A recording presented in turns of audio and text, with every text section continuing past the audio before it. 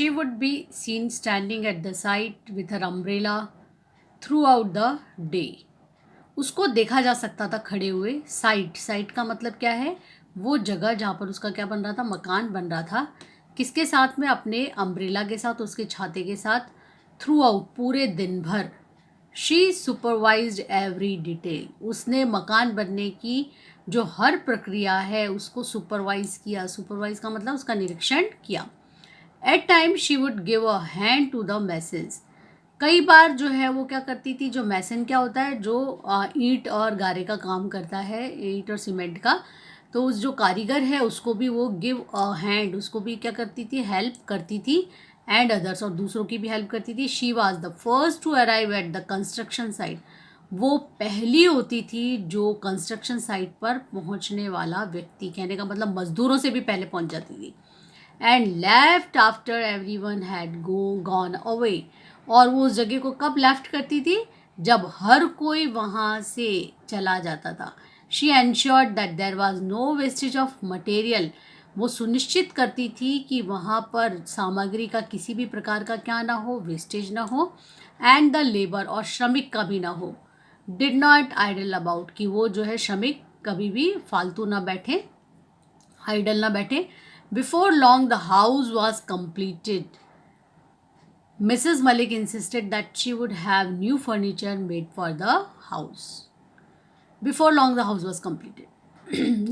घर बनने से पहले ही मिसेस मलिक ने जो है इस बात पर जो है इंसिस्ट किया, जोर डाला कि उनको जो है उस नए घर के लिए, for the house have new furniture, उनके पास में क्या होना चाहिए, नया एक फर्नीचर होना चाहिए। She would not let the old furniture enter the new house, वो जाने नहीं देगी, वुड नॉट लेट, पुराने फर्नीचर को अपने नए घर के अंदर। Not a piece of it, एक टुकड़ा भी नहीं, यानी एक फर्नीचर भी नहीं। They were still in the midst of plans to shift when they learn that the house had been acquired by the government. Mrs. Malik was furious, but the next moment when Mr. Malik mentioned the rent assessed, she quietened down. They were still in the midst of the plan. Midst का मतलब क्या होता है, बीच में। वो जो है अभी इस योजना के बीच में ही थे कि वो शिफ्ट करेंगे। To shift when they learn, तभी उन्हें पता चला कि जो हाउस है उसको सरकार के द्वारा अधिग्रहित कर लिया गया है। Mrs Malik was furious, furious का मतलब गुस्सा हो गई। But the next moment when Mr Malik mention the rent assessed, she quietened down, लेकिन अगले ही क्षण जब मिस्टर मलिक ने बताया कि किराया जो है उन्होंने कितना ले रहे हैं वो इसके बारे में, तो वो फिर क्या हो गई, शांत हो गई, क्वाइटेंड डाउन हो गई।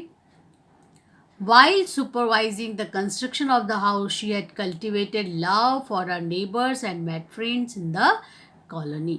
जब वो कंस्ट्रक्शन यानी निर्माण के समय सुपरविजन कर रही थी, उसका निरीक्षण कर रही थी, तो उसने कल्टीवेट का मतलब है उत्पन्न किया, प्रेम, किसके लिए, अपने पड़ोसियों के लिए, नेबर्स के लिए। और उसने क्या बनाए, दोस्त बनाए, किसके अंदर, कॉलोनी के अंदर। She thought of various plans for doing up the house, उसने जो है बहुत सारे प्लान्स के बारे में सोचा, क्या क्या घर में करना है। Everything had to be forgotten, जो सारी चीज़ें वो क्या कर चुकी थी, भूल चुकी थी। Then they were transferred from Delhi, और अब उनका ट्रांसफ़र हो गया कहाँ से, दिल्ली से। Mrs Malik was happy, Mrs Malik जो है वो खुश हो गई। She would no more see her house, कि अब वो अपना घर भी नहीं देखेगी।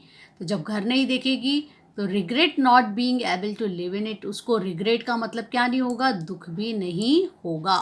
किस चीज़ का, कि वो उसमें नहीं रह पा रही है, क्योंकि अभी तक वो दिल्ली में रह रही थी, और दिल्ली में रहते हुए जो है वो खुद के बनाए हुए मकान में नहीं रह पाने का मिसेस मलिक को दुख था। तो जब वो ट्रांसफ़र्ड हो गए कहाँ से, दिल्ली से, तो उसके मन में ये एक थोड़ा सांत्वना आ गई कि भाई अब वो, उसको कोई रिग्रेट नहीं रहेगा, not being able to live in it.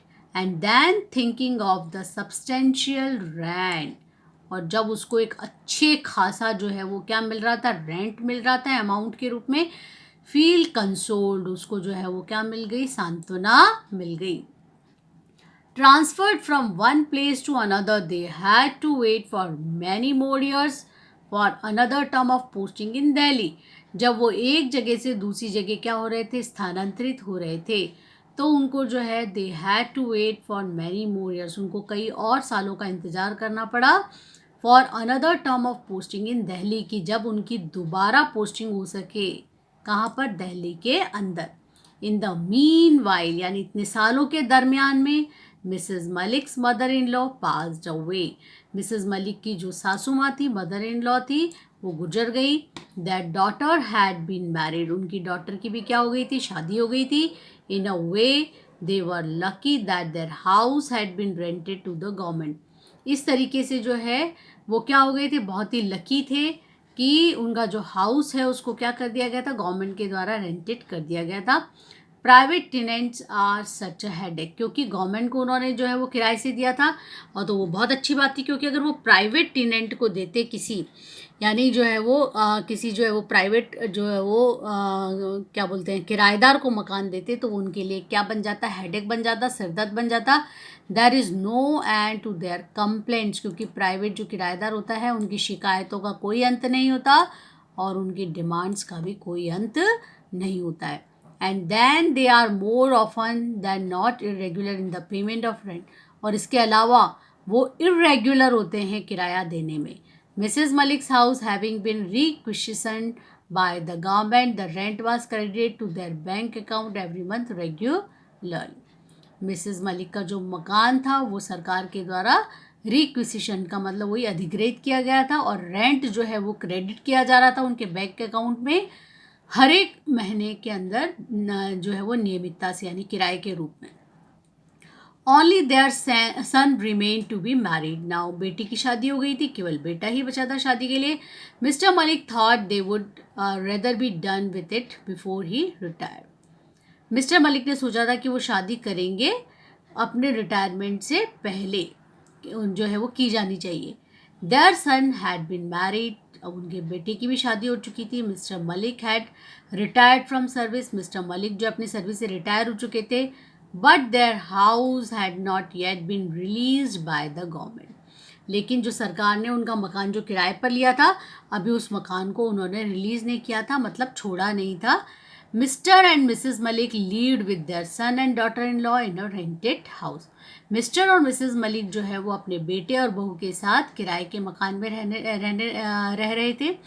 Mister Malik was still fighting with the government for the release of the house when his end came. Mister Malik जो है वो अभी भी सरकार से अपने मकान को छुड़वाने के लिए लड़ रहे थे जब उनका अंत समीप आया। ही पास्ड अवे, वो गुजर गए, यानी उनकी मृत्यु हो गई। Without being able to live in his house even for